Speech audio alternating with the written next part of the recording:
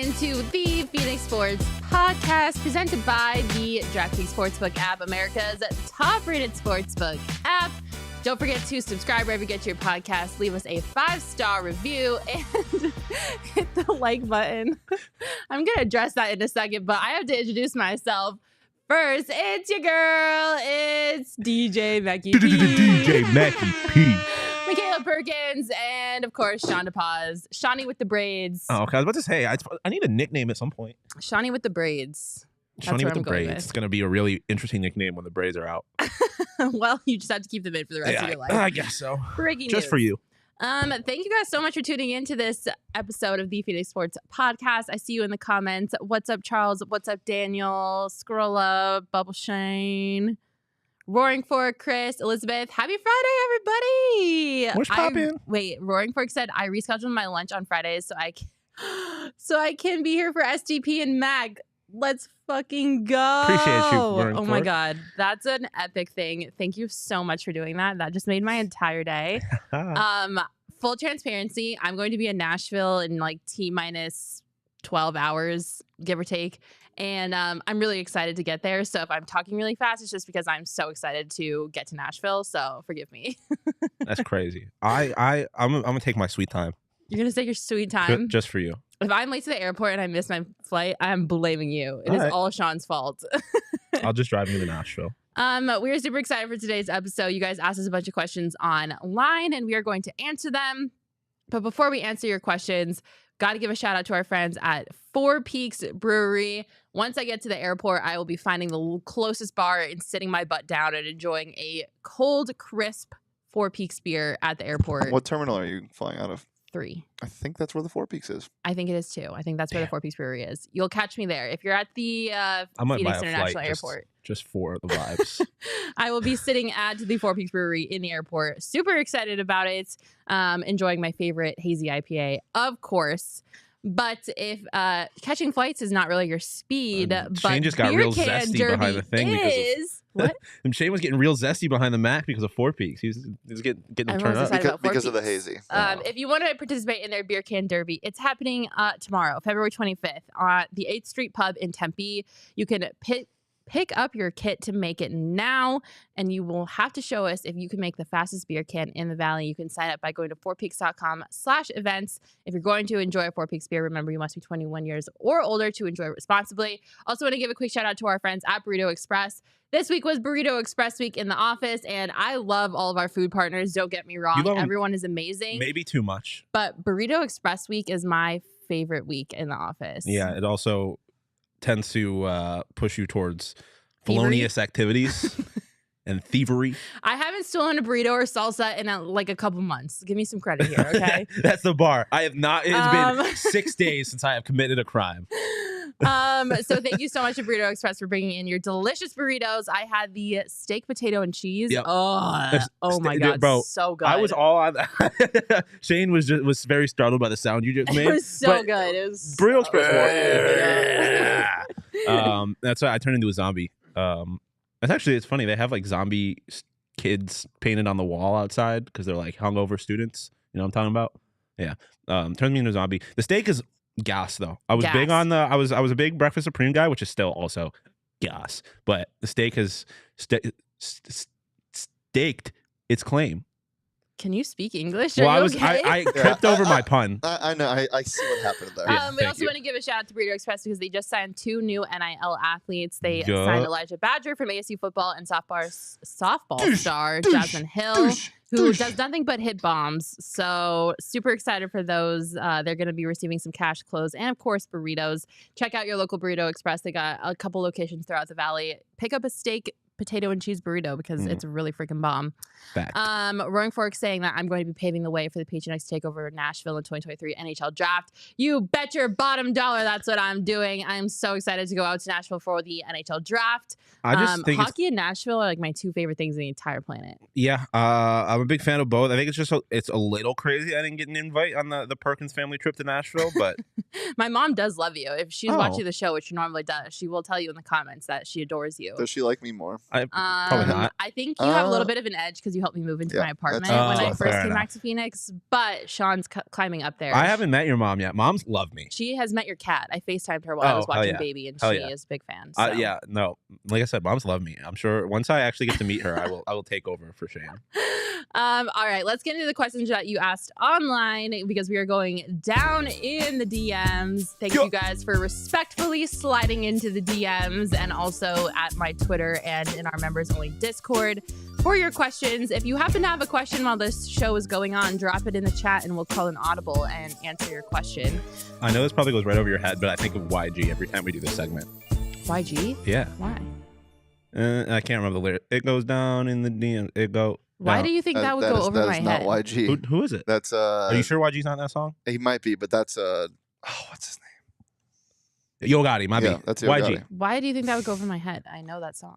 Because you didn't know what I was talking about at first, but I guess I also did say the wrong person. So, hand up. Okay. Our first question coming in from the one, the only, the GOAT, Chris. Shout out Mama Chris for this question. She asked me on Twitter, can we discuss the whole new slew of Cardinals coordinators? I would love a 1 to 10 rating on all of them.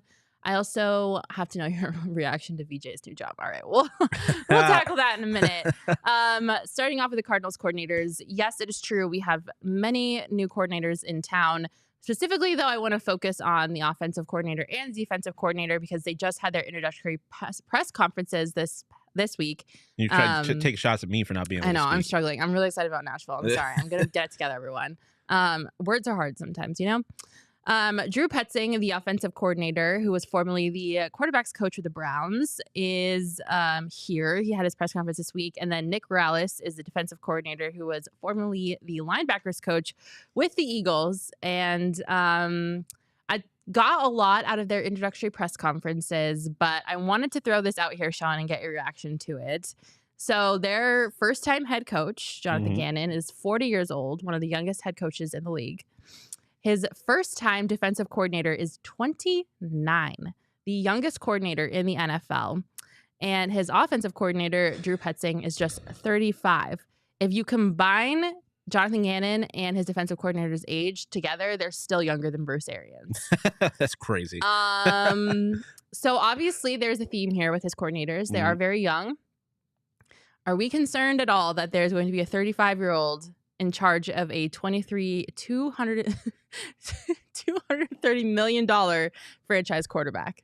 I just can't get over you taking a shot at me and then just forgetting how to speak English. Is there a concern? I mean, yeah. Naturally, there's going to be a little bit of concern about mainly the lack of experience. I'd rather it be this way than having a quarterback who played last year as the quarterback coach for a future Hall of Fame quarterback, in like they're doing in Denver.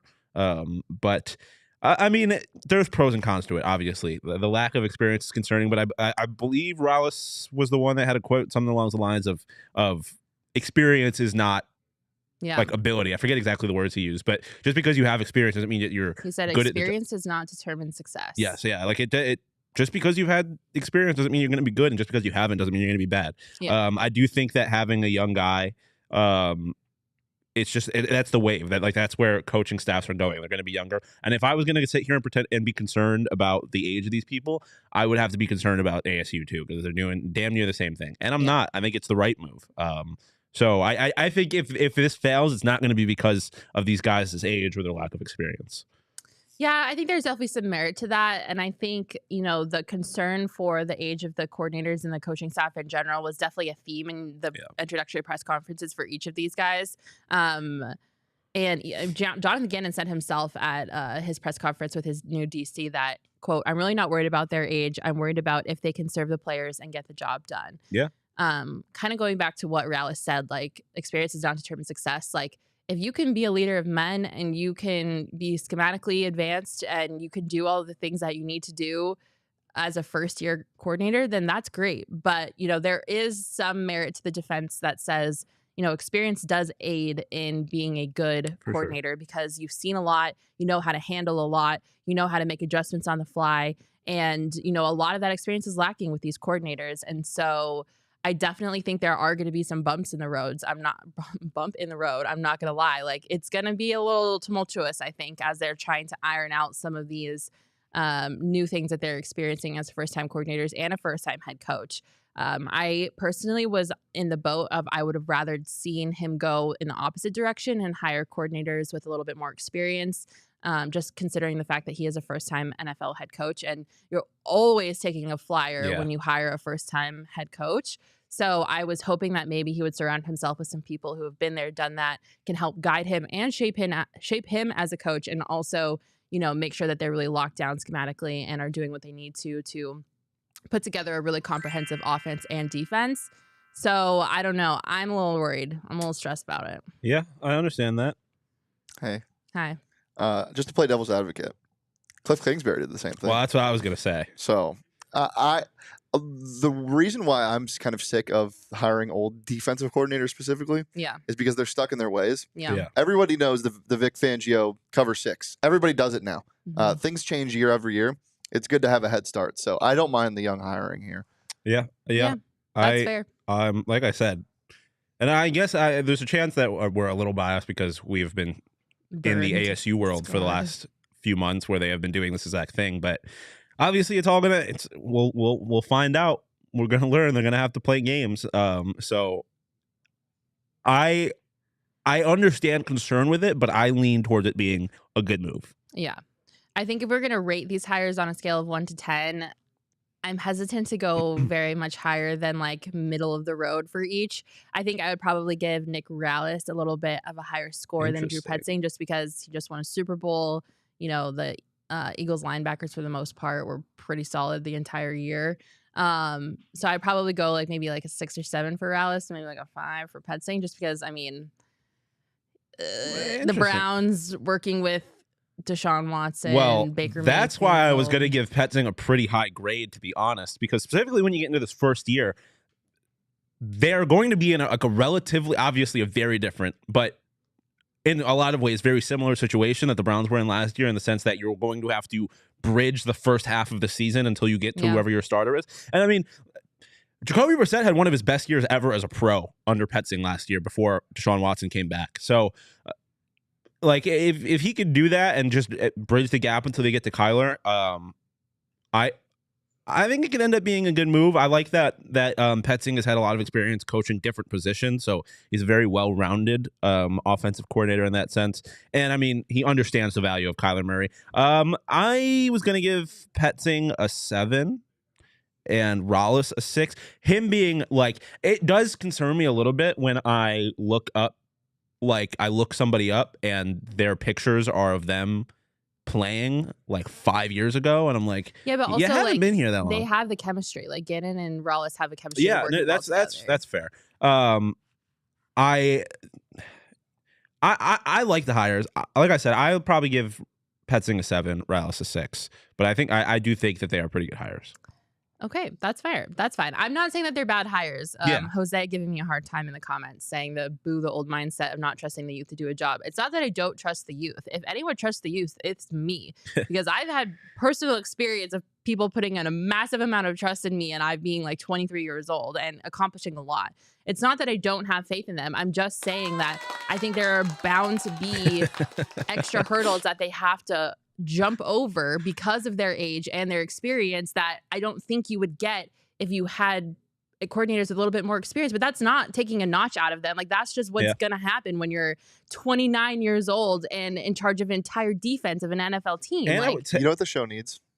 A sound effect that goes, "Preach, girl." Preach, girl. Preach, girl. Makayla just preached. I'm not trying to take away from them. I'm not saying that they can't do a good job. I think that they can do a good job. I'm just saying that there's going to be some hurdles that they have to add to their obstacle course of a race that they're going to run because of their age. And I don't know if I necessarily love that when the organization has already had so many bumps along the way so far. But maybe this is the perfect time for it to happen because we don't know how long Kyler Murray's going to be out. Yeah.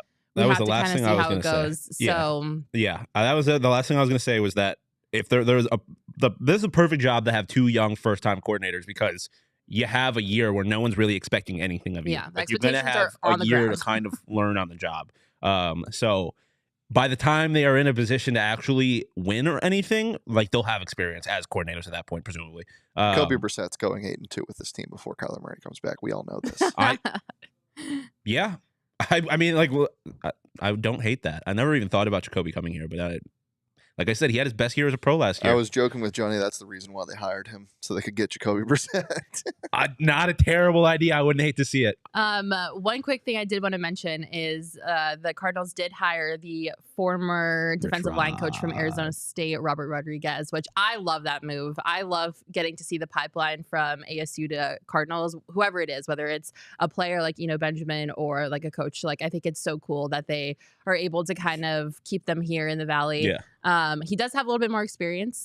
He was with the Vikings for a little bit and then ASU, obviously. So he's been around a little bit longer than these other two guys. So that does give me. Yeah. And I tweeted this yesterday, and it goes to the young guys for a slightly different reason. But he's like the perfect guy you want in an organization that's trying to rebuild its culture. Yeah. And I mean, and these young guys, obviously, like we've talked about at length, that there's concerns about it. But on the other hand, being that young will inject a new, at the very least, new, if not better, energy into the organization. And I think that's good. Mikey Desert Cardinal saying we're getting Gardner Minshew, not Brissett. Inject it. I'll take that too. I'll take Give me the I'll definitely take give me that Gardner Minshew. One thing that to piggyback off of Shawn is you talk about commanding the locker room and just wanting a guy that people can relate to. Obviously, the young factor is good, but guys like Nesta Jade Silvera, who are even just at ASU for a year, are quote tweeting this and just talking so highly about Rodriguez. And Nesta said he's the best coach he's ever had, and he was only there for a year. He played at Miami for most of his career. Like, he's just, and he was giving him that praise before last season. He's just like, all you saw from the defensive line was praising of this guy. Yeah. So I think this is probably the best hire they could have made at that position group. Yeah, I agree for sure. So overall, we won't really know until hindsight's 2020. We have to see how this coaching staff plays out, and thankfully they have a little bit of experimental time to do it. The bar is on the floor. All right, let's get into our next question. You're not going to acknowledge the second part of that original question? Okay, fine. I feel like I needed to. I'll just say this because this is the PHNX Sports Podcast, and I don't want to dwell on this. Vance Joseph is like a rash you cannot get rid of, and I would prefer to get some ointment and get rid of this rash forever. But unfortunately, the ointment is not available, so we are stuck with a rash. It's not going away. Yeah, it's unfortunate, and I'm a little beside myself, and I could go on a rant for an hour about why this is the dumbest decision in the history of decisions. But we're gonna leave it at that. I can't help but laugh. General at your organization hiring Davis Webb as the quarterback coach, and then PJ's coming. That shit is just hilarious. I can't. If I talk about it, I get angry, and I just don't want to get angry. I want to be in a good headspace when I'm on this flight to Nashville. So we're just gonna leave it at that. Thank you, Vance Joseph, for being a rash that I wish I could get rid of. All right. Next question coming from Daniel. A great question, by the way. He asks, is this the best month for Arizona sports in recent memory with the KD trade, a new Cardinals head coach, Coyotes picking up points, and the Dbacks reporting for spring training with good core of young players?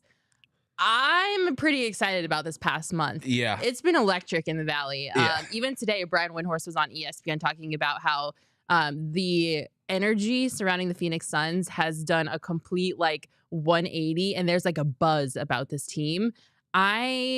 I mean, oh my God, this February has been freaking amazing. Yeah, I mean, the last time that there's been any kind of energy even close to this in the Valley since I've been here, at least, is the finals run. And now you're getting that tenfold in a lot of ways because, I mean, I think for a lot of Suns fans, getting KD is a finals run. That's the expectation now. Yeah, absolutely. And I've only obviously been here for a couple of years. I have to imagine it's been a while since there's been this kind of excitement around the Arizona Diamondbacks. The Coyotes part depends on who you ask, because them picking up points may not necessarily be the best thing.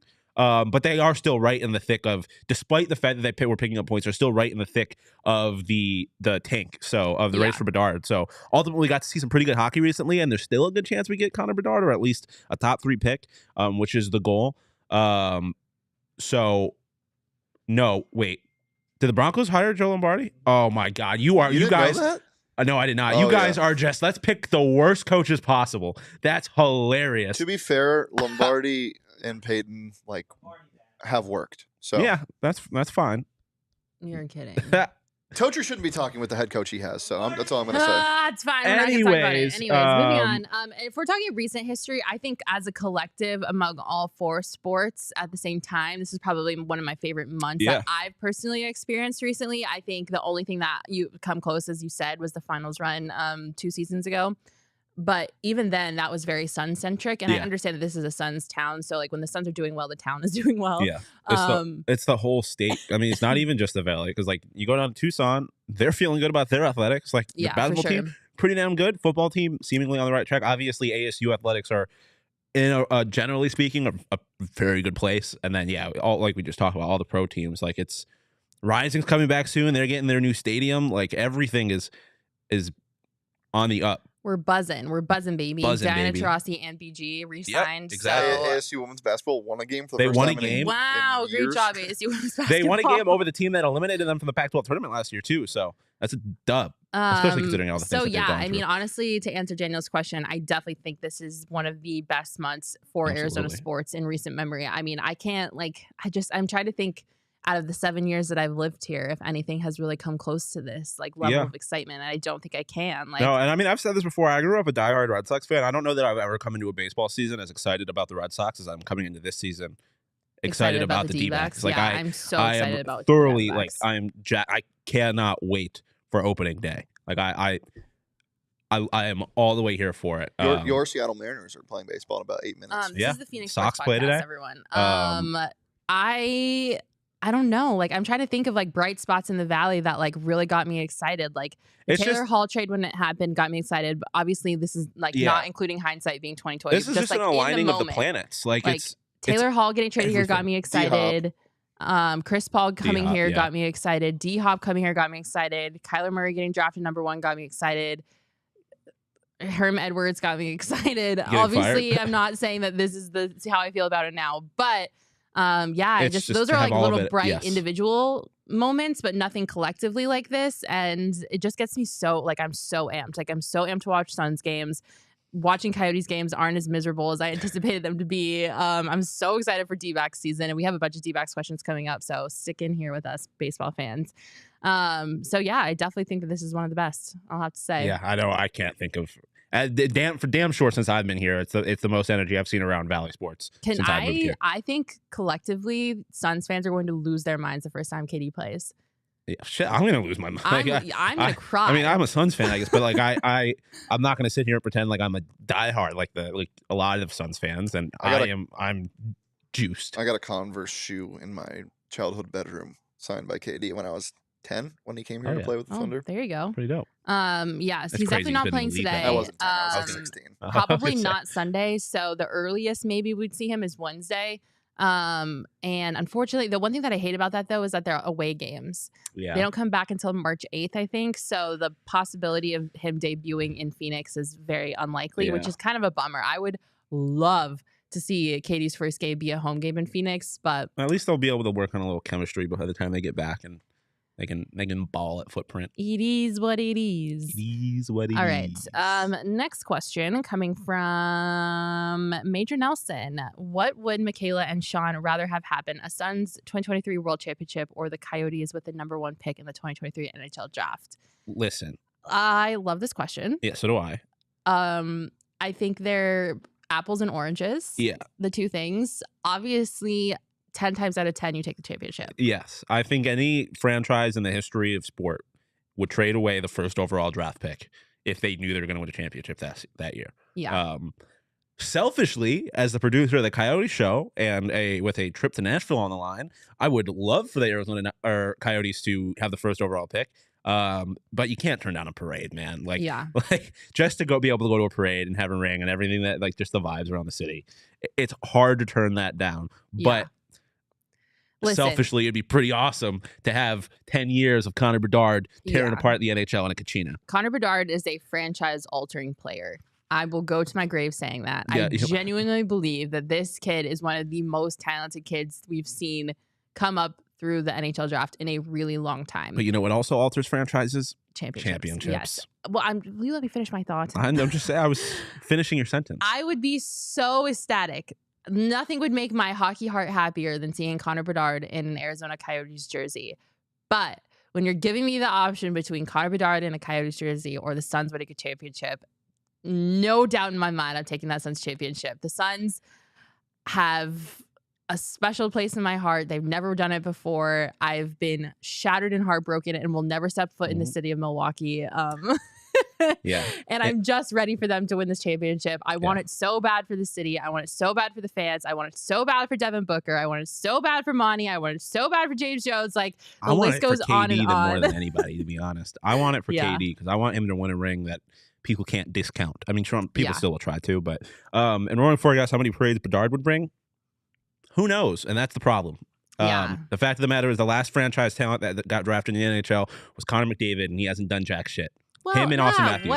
They haven't done it. What do you mean what? They haven't done anything. Like, just because you have a generational talent does not mean you're going to win a ring. It's the fact of the matter. Especially in hockey, it's really hard to win championships in that sport. Okay, let's amend the statement. It's not they haven't done anything. They are very talented person. But they haven't done anything. Like, they have not accomplished anything. Yeah, that's the question. Amazing things in hockey. I was talking about it in the context of a championship because Roaring Fork asked how many parades Bedard would bring. Like, they have not accomplished anything as their teams have not accomplished anything.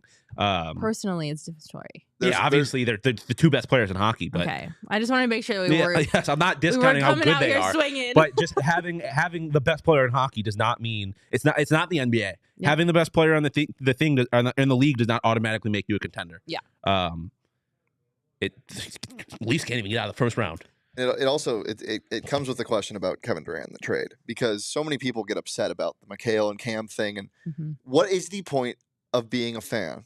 It's and owning a franchise. It's to win a championship. You would sell everything to win one. We just saw the Rams do it. Yeah. Like, if you win a championship, literally nothing else matters. I mean, that happens. Yeah, I feel like I bring this up once a week, but PHNX Coyotes podcast, they had Bill Armstrong on, and he talked about it because when he was with the Blues, they traded Tage Thompson to the Buffalo Sabres for Ryan O'Reilly. Tage Thompson's currently leading, or is third in the NHL in goals, I believe. He had a hat trick last night in a win over the defending Eastern Conference champion, Tampa Bay Lightning. Pretty good at hockey, but you know what the Blues got? A championship, and he said he would do it every single time. It doesn't matter. It doesn't matter. You got one goal is to win a ring. And having Makayla and Cam here doesn't guarantee you anything. Having Bedard doesn't guarantee you anything. Only thing that can guarantee you a ring is to win 16 games in the playoffs. All you can do. Yeah, absolutely.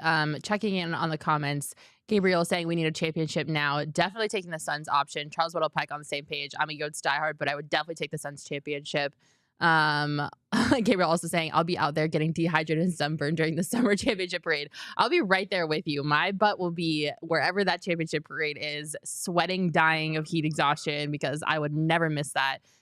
Connor Brum saying Suns would mean more to the city. I definitely agree. Big Baby Sports saying no more excuses for Devin Booker, Chris Paul. They had to get it done. I absolutely agree. It's freaking do or die time. Like, I don't even want to manifest it or talk about it or think about what happens if they don't do it this year, because it's not an option. They have to do it. Like, this is it. Like, you have the pieces that you've needed. The bench is a little scary, but you have 85% of what you need. If you don't include the bench, you have to do it now. I will say this. How are you supposed to hold a parade in the middle of June, in the middle of the summer in Arizona? Like, how is that? Have they thought, like, what are they going to do? I don't know. Here you go. People will fire truck. Spray people. Let's do it at Tempe Town Lake and just do it on the water. Like, that doesn't change the fact that the people aren't in the, like, it's still going to be hot as shit. Everyone can get on kayaks and paddle boats and just paddle out there. Like, no one will drown. There's no danger there. A parade, maybe middle of the week. You can take a Tempe Town break, eat a Tempe Town steak. At Tempe Town Lake. At Tempe Town Lake. Roaring Fork saying Mac would need a mobile IV. LOL. I absolutely would need a mobile IV. I'm a baby when it comes to that kind of stuff, but I would do it for the Suns. I have been a part and have seen a championship parade before. Be dancing during the Tempe Town Shake. It is unmissable. You cannot miss a championship parade when it happens in your city. I think Pedro said I'll fly back home for the parade. Absolutely. Yeah, no, I would. I gotta do, like, I would do anything for a parade. I just want to throw Devin Booker a beer. Yeah. A Four Peaks beer, obviously. I want them to win because I have so much Tempe Town steak in the team. Lindsay said I would 100% be on Central. I'd see you there, Linz. I'd be right there with you. And You could sit on my shoulders and we could just like watch the parade together. And we could celebrate with a Tempe Town cake. Yeah, and if you're rooting against the Suns, you're a Tempe Town fake. Can we stop, please? I don't know what is happening, but the inside joke, like, we got to drop There's no it. inside joke. We're just changing the word lake to rhymes. All right, well, we're done with that. Moving on. Max Tempe Town. Lots fake. of hydration stations, Charles Woodall Pike. Yeah, it would be interesting to see how they manifest or how they put They together might a have to parade. call on the U.S. government to turn on the weather machine, make it rain. I'm about to walk off the set. I'm not kidding you.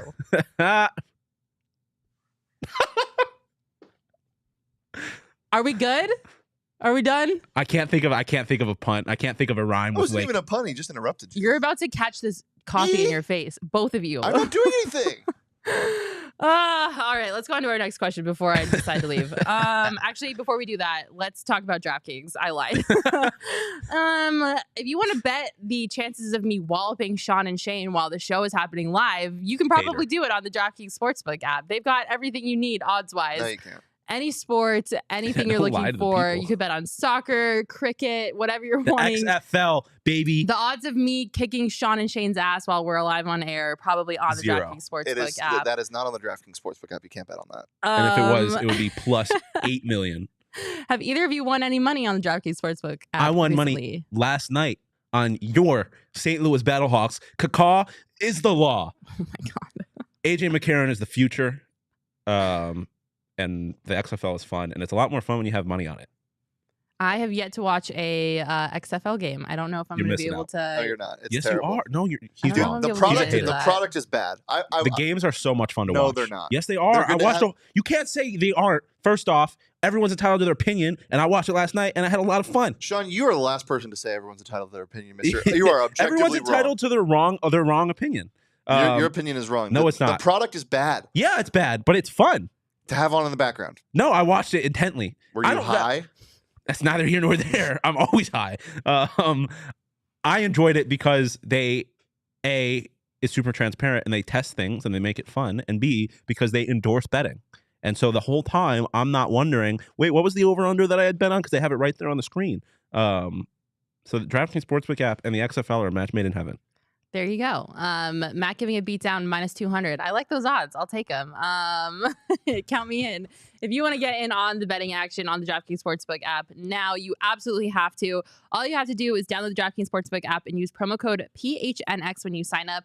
New customers can bet just $5 and get $200 in bonus bets instantly. Only add the DraftKings Sportsbook app with promo code PHNX. Minimum age and eligibility restrictions apply. See our show notes for details. All right, let's get on to our next question because we have some baseball questions to talk about, and it is baseball season in case you didn't know. So our girl Elizabeth asking, what D-backs do you think need to show the most improvement from last season to make them contenders for a postseason spot? It's really easy to just blanket this answer and say the bullpen. Literally anyone and everyone that if you're a bullpen pitcher, like you got to step it up. What the frick was that last year? But if we don't want to do the blanket answer of the bullpen, I think the most glaring, obvious answer is Ketel Marte. Yeah, I mean, I think there are three answers here. I think it's Ketel Marte for three answers for three different reasons. Ketel Marte, Madison Bumgarner, or Mark Melancon. Because Mark Melancon was a part of that trio, but he was supposed to be, I guess, the best one of guys that just kept blowing games. Yeah. But yeah, Ketel Marte, you spent a lot of money on him. He's supposed to be your franchise player. Or at least was supposed to before all these young kids showed up. He's got to be better. Like he's got to be better. He's got to stay healthy. Yeah. And if he can get to what he was a couple of years ago, then this team becomes a lot more dangerous because I think we came into last season expecting him to be the best player on the team, and he was not even close to not that. even close. I was highly disappointed with what Ketel Marte had for us last season. So many errors. Like defensively, it was probably Ketel Marte's worst season. Yes. And it was very disappointing watching that considering he just got that extension. Offensively, it was kind of hit or miss with him. When he was hot, he was hot. When he was cold, he was cold. And then the injury problems. And the injury proneness. But then you compound that with the glaring defensive mistakes. And you were like, what? Who is that playing baseball right now? Because that is not the Ketel Marte that I have come to know. So as a whole, I was so disappointed with Ketel last year. And I'm hoping that he can turn it around this year and really be a contributor to this team, clean up the defensive mistakes. I know probably switching positions like every other 3 games probably kind of was not great for his development, But they have him now solidly where he's supposed to be. No more defensive mistakes, for the love of God. Stop getting. We need to bubble wrap him. Like, no more injuries. Yeah. And I think they need someone like Ketel Marte, because he's a veteran player in this lineup, considering the age. Yep. He has experience, and he's supposed to be one of the franchise players. Like, that is what they designated Ketel Marte to be, and he was not that last year. So I need Ketel Marte to step it up, and I'm more invested in seeing him improve than I am like Madison Bumgarner, because Madison Bumgarner, this is his last year with the team. Yeah. So if Madison Bumgarner gets better, I would hope to God that he would be able to manage a better season than last season. But if he doesn't, I think the D-backs have a way to overcome a bad outing that he might have. And I think, like, I'm not as invested in him as I would be in Ketel Marte, because he really doesn't have a future with his team. Like, there's no way he's going to be a Diamondback after the season. Yeah, I mean, I feel that Ketel Marte, I think his ceiling is so high that, like, if he can get back, but it's almost not even like improvement really. It's just returning to what we know he can be. Yeah. But like, in terms of his importance, like, there's a bunch of other guys in this team, and in terms of like the veteran leadership, like, now you have a guy like Evan Longoria who can provide that. Someone had said it in the chat that, like, with Madison Bumgarner, like, we just can't take a loss every fifth game. Yeah. You can kind of hide somebody in a lineup. You can't hide the starting pitcher. And so I agree with you that, like, for the future, you need Ketel Marte to get back to what we know he can be. Yeah. But for this year, like, if Madison Bumgarner can be, obviously he's never going to be Madison Bumgarner again, but if he cannot be just downright bad, like, he can be serviceable, this team could be pretty good. Like, it can be pretty good. And then, like I said, if Melancon can turn into, like, the closer he was supposed to be before he came here, this team is a playoff team last year. Yeah. They're damn sure will be a playoff team this year. So, those are the big three to me. A couple of people in the chat mentioned Geraldo Perdomo. Like, if you can get a step from one of these guys who's not supposed to be a big contributor, and then they become a big contributor, like you saw last year with guys like Varsho, for example. If he shows up out of nowhere, then, like, that's a massive W. So there's a handful of ways you could go with it, but I think the three that I mentioned are the three that I'm focusing on, obviously. Yeah, absolutely. Which brings up our next question. Where will the Diamondbacks finish at the end of the year? So that question came from Ryan. Thank you so much for your question, Ryan.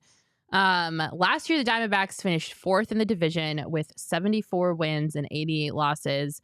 PECOTA has them finishing this year worse than they did last year at 71 and 91. That's ridiculous. I'm not sure how I feel about that. Actually, I do know exactly how I feel about that.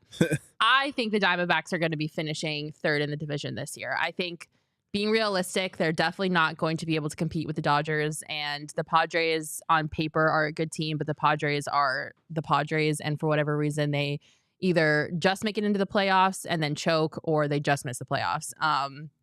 So I'm not obviously on paper, the Padres and the Dodgers are like beasts, like behemoths. Like, they are really good rosters. So I don't necessarily think realistically it's fair to say that the Diamondbacks, as of right now, without seeing them play baseball yet, will finish ahead of either of those two teams. People say, well, what about the Giants? I don't think the Giants really scare me. They had they did nothing in the offseason. They tried. Aaron Judge, LOL. Carlos They tried Correa, to make it happen, but they didn't. They had their biggest signing was Michael Conforto. So Sean Manaea, Ross Stripling, Mitch Haniger. Yeah. I'm just not really concerned about the Giants. I don't think the Giants now are the Giants in 2021, where they just, like, came out of nowhere and were a playoff team, and everyone was like, who are these Giants? Like, no one could figure out who was on the roster besides Buster Posey. Watch out for Hanny. For who? Hanny bombs. So I definitely think that you take into consideration what the Diamondbacks did this offseason. They were smart with their money. They were smart with their roster. They made upgrades in some key places that I think they needed to. And then you add in, hopefully, the talent that these young guys are going to be bringing day in and day out. And if the bullpen can just be, like, held together by duct tape and not mess it up as many times as they messed it up last year, I think average. This team is a playoff team. So I think that I have them finishing 3rd. I definitely have them finishing better than 71 and 91. Yes. But that's just me. I have them 3rd in the division, and I have them losing in 3 games in the first round of the wild card. I think this can be a playoff team. I don't think people are putting enough stock in the fact that they don't get to have to play this division that much this year, or as much as normal. They don't have to play the Dodgers as much. They don't have to play the Padres as much. They get to host a Boston Red Sox, for example, who are not good. They're not going to be good this year. That's a team you should beat. Like they are exchanging probably the two best rosters in baseball in the Padres and the Dodgers. They have to play them less, so automatically you're having an easier schedule than you would have last year. So I think this can be a playoff team. Like I said, I don't think it'll be hard because they're not going to win the division, and I do think the Padres will take one of those spots. But I've set my sights high with this team. I think they can be. I'm not going to sit here and be like, burn it down. I'm so disappointed if they don't make the playoffs. But I think I don't think it's I don't think it's out of the picture. I think this can be a playoff team. I think they lose in the first round of the wild card. Yeah, I definitely agree. I definitely won't be disappointed if they don't make it to the playoffs because we have to be realistic with our expectations of where this team is at right 100%. Now. And I do think they still need to make some blockbuster moves in the offseason or the trade deadline before they are considered a serious contender, because as much as I love these baby backs, and don't get me wrong, I love these baby backs. I will ride or die for these baby backs. They can't contend with a roster like the Dodgers roster. They are, it's like David and Goliath with those two rosters, literally. So I think the payrolls, if this season is another let's get on the right track, continue on the right road, develop, get everything settled and set up for our future, I'm happy with that, even if that means missing the playoffs. So am I. If Pacota's right and they go 71-91, fine. That's whatever. As long as they just keep progressing and keep going on the right path so that they can put themselves in a position to make big moves in an offseason or at the trade deadline and get some big names on this roster to help compete with the Dodgers. Guys, the first pitch of spring training was just thrown. Is it the Sox game? Mariners. I love it. Absolutely love it. Charles Weddle Pike, I hope you're keeping track of the Red Sox counter. I'm at $3.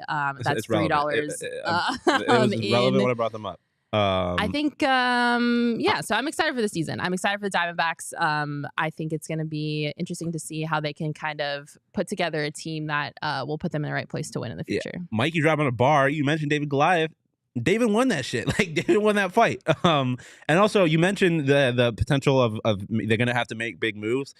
We heard from the Dbacks owner that they might, if they're in the position to win. So I think if this team comes out of the gates hot and they get to the trade deadline, they have an opportunity to make an addition. I don't know. I don't think I'm ready for that. I think they still need to give themselves another season before they do something like that, because the last thing I want to see is them get themselves wrapped into another stupid expensive contract that they can't afford and that costs them other players in the future, like a fucking Greinke contract. I do not want to do that. No, I agree with you. And I do think if you do something like that, you run the risk of, sure, you might make the wild card this year, but you might never get back type thing. Yeah. But I do think, I think this team, if everyone plays to their potential, could be a piece away, a third baseman away, a bullpen piece away from not necessarily being a World Series contender, but being a threat in the first round of the playoffs or something like that. I think I don't think they're that far away from being a potential playoff team. I think they're still a ways away from being a World Series contender, but I'm just saying the potential's there. And I would like to see it. I'd like to see them. I would just love for there to be a playoff game at Chase Field. Yeah. I would like to see that stadium full. I have been there for a full playoff game, and it was unreal. It was so cool. That shit was packed from top to bottom, baby. They had the rally towels going. Oh, my God. It was freaking electric. All we got to do is get Shohei. Right there. 10 out of 10 recommend. Underdog Fantasy. Shawn, also, tell us about them. 10 out of 10 recommend the Underdog Fantasy app. As I've mentioned, KD is getting here soon. There's going to be a lot of opportunities to make money with the pick'ems for the Phoenix Suns. Give me the higher on Chris Paul assists, the higher on everything DeAndre Ayton. I think that boy gonna eat. But whether you're a basketball person, or maybe you're not a basketball person, maybe you're just a Suns person. All you know is the Suns, and all you know is the Coyotes, and all you know is the Dbacks. Well, you can combine pick'ems of your favorite players from different teams and different sports to make up to 20 times your money. And if you say you're not that confident, you could take insurance. You can get up to 10 times your money. And even if you miss a leg of your pick'ems, you still win. So there's a lot of reasons why the Underdog Fantasy app is the best daily fantasy app. And it's easy to get started. You just got to go to underdogfantasy.com or download the app. Sign up with promo code PHNX or Finks, as Zac Gallen would say. Thanks. And Underdog will match your first deposit up to 100 bones. And as always, the exchange rate is 1 bone to 1 USD. Love it. Absolutely love it. All right, let's round out down in the DMs with 2 more questions. We have one from Charles Waddell Pike. Thank you so much. CWP coming in hot with a Coyotes question. With 24 games left, how many goals do you think Keller finishes the season with? Also, do you think Crouse could possibly make a run at a 30-goal season? So as of right now, through 58 games, Clayton Keller has recorded 24 goals so far this season. Lawson Crouse has 19. I think it's a little bit easier to tackle the Crouser question. I don't think this is going to be Crouse's season to hit 30 goals. Yeah. Unfortunately, I really wanted it for him. He was a guest on the PHNX Coyotes podcast before the season started, and he was talking about how badly he was working towards that 30-goal season, and I think he's going to fall a little bit short this year. Unfortunately, I really wanted it for him, but I just don't think there's enough time for him to kind of reach that goal. With Clayton Keller, I don't know, Shawn, what do you think? He has 24 goals right now. I would love for him to hit that 40-goal mark. Do I think it's going to happen? 16 goals, 24 games. I'm going to say yes. I think it will. And you know what? I think both of them will hit it because they have to play a lot of home games. And Mullet Magic, baby. Mullet Magic is a real thing. They've talked about it a bunch on PHNX Coyotes. I think it's one of those things where you get to where these visiting players get to mullet and they're so overtaken by the environment and also sleep on how good the Coyotes can be. Meanwhile, the Coyotes have been doing this. They come out hot and they surprise teams. I think Clayton can hit that 40-goal mark, and I think Crouser. Listen, you get one multi-goal game, which Crouser's fully capable of doing. He's right there. I think it's going to be difficult, but I do think both of them. I think Crouse can hit that 30-goal mark, and I think Kells will get 40 goals.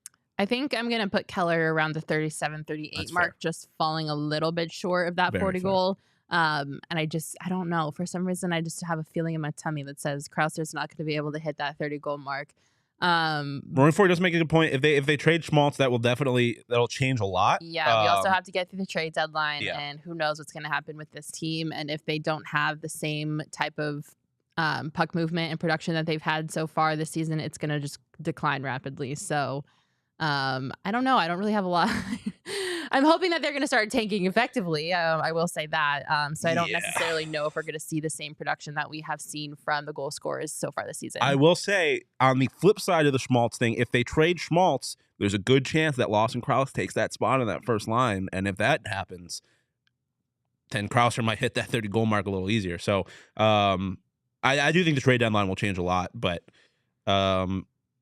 this is a tough team, man. Like, I know we talk about the tank a lot, but these guys they put up goals still sometimes. They do. I think they can hit the mark, but it will not be easy. No, it will not. It is never easy. Let's round it with our last question. This is a fun little question that we probably might get some pushback on because I think we have the same opinion. We do have the same opinion, and we have the right. There is no opinion here. Thank you, Andy Kwong, for setting this in. Random controversial question. Does pineapple belong on pizza? Shane, I need you to take this off the screen for me because I need to look into the eyes of all of our listeners when I tell you pineapple absolutely belongs on pizza. Damn straight it does.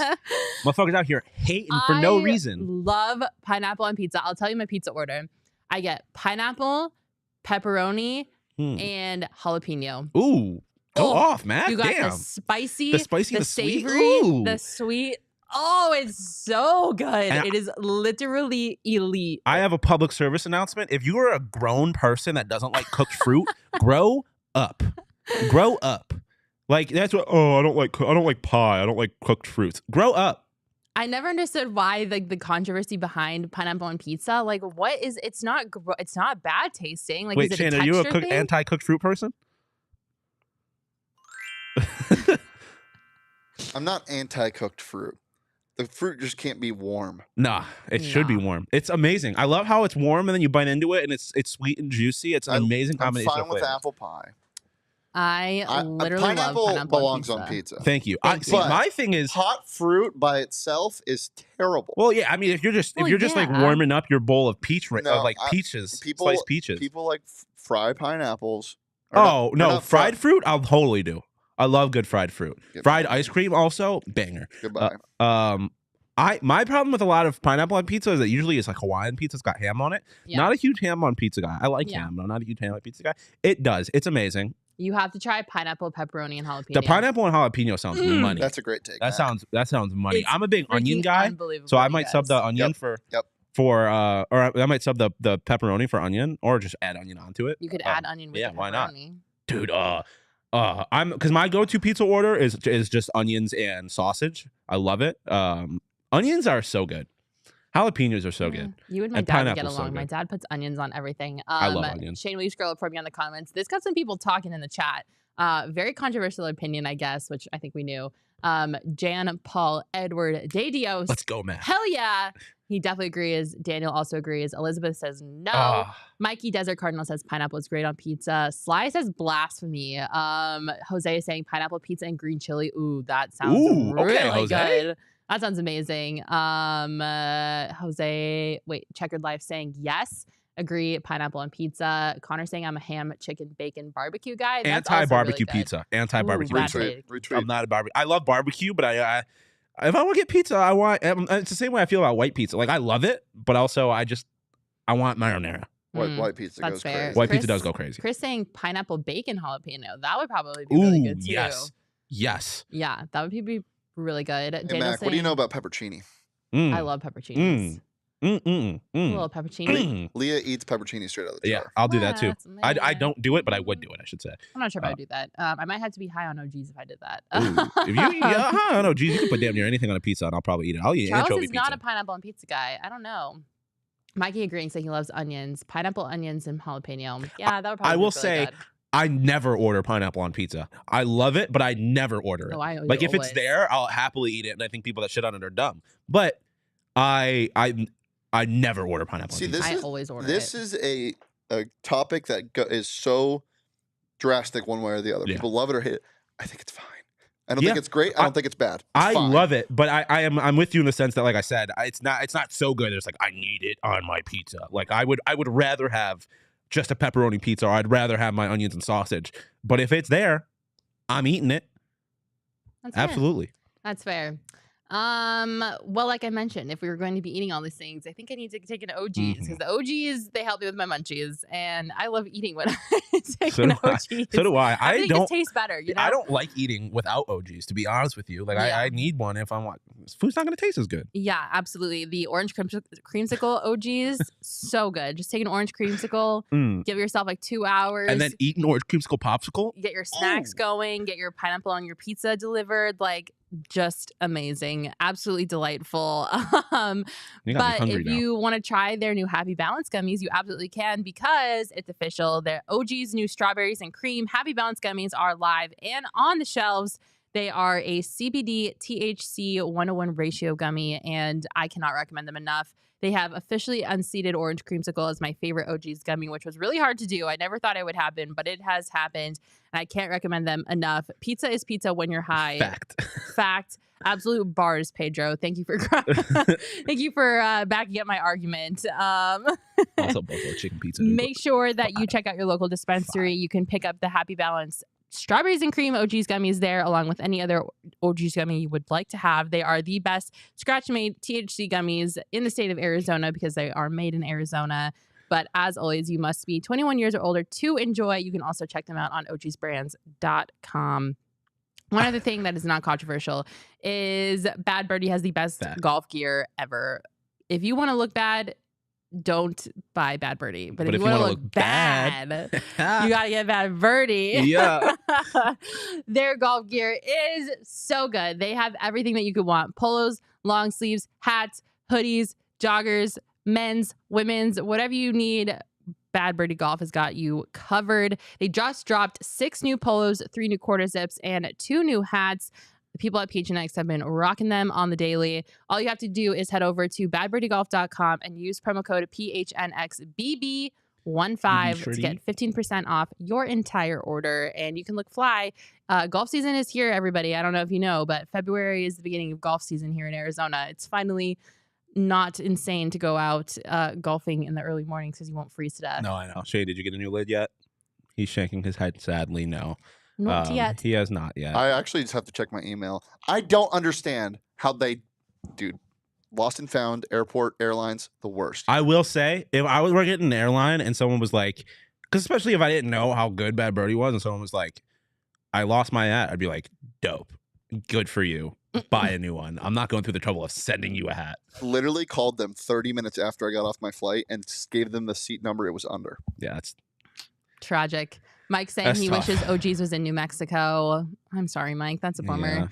Yeah. Mike saying Denver Broncos are going to need some OGs after watching VJ's defense. We're just not going to get there yet. We're not going to think about it because it'll stress me out. Brett's pineapple, chicken, and onions, Szechuan pizza. Ooh, that sounds good. Connor saying a baddie wearing Bad Birdie. Baddies only wear Bad Birdie. It's a fact. You have to be a baddie to wear Bad Birdie. All right, guys, I'm going to Nashville. I'm super excited. If you see some drunk tweets happening over the weekend, just know it's my alter ego, not me tweeting from my account. Just kidding. I will tweet responsibly always. Stay away from Cowboys. Do you know who you're talking to? I don't even think that's possible. Like, that physically goes against my DNA. I thought at first you were mad. You were like, how dare you talk about Cowboys? And you're like, of course I'm going to be around Cowboys. That's the whole point of going to Nashville. Although they're not really Cowboys. We call them rhinestone Cowboys. They're not what they say about. Never mind. I'm not finishing that sentence. Super excited to go to Nashville. I hope you guys all have a wonderful and safe weekend as well. Thank you so much for tuning in. Don't forget to like, subscribe, leave us a 5-star review. It really helps us out. We will see you next Friday at 12:30. Bye, everybody.